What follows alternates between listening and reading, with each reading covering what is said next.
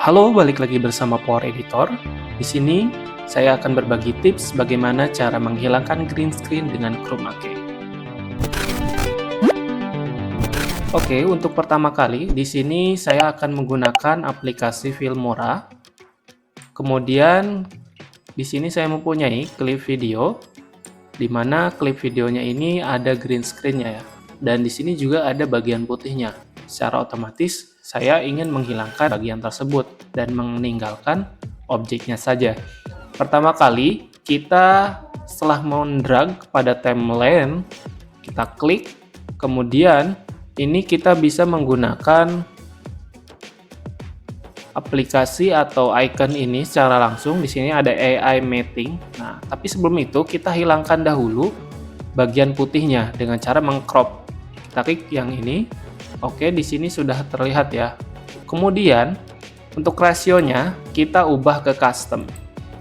Oke, setelah itu kita tarik sampai hilang bagian putihnya. Kita sisakan bagian hijaunya saja. Setelah itu kita apply. Jika sudah, kita bisa mengklik ulang timelinenya, kemudian kita balik ke icon ini.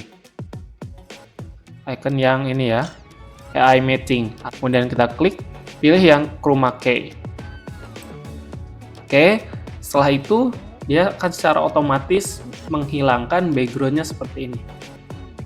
Kita perbesar dahulu untuk melihat previewnya.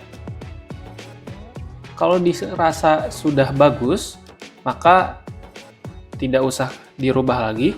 Tapi kalau misalkan ada sisa dari green screen tersebut, kita bisa ubah di bagian sini.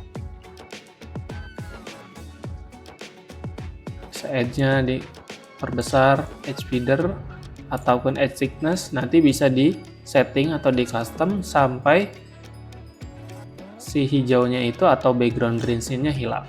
Setelah itu mungkin kita akan adjust, bisa langsung dari gambarnya seperti ini. Oke, kita taruh di bagian pojok ya. Oke, seperti ini. Oke, kita lihat ternyata berhasil. Oke, dari Power Editor sampai sini saja. Thanks for watching, share and like jika itu bermanfaat, and jangan lupa subscribe. See you.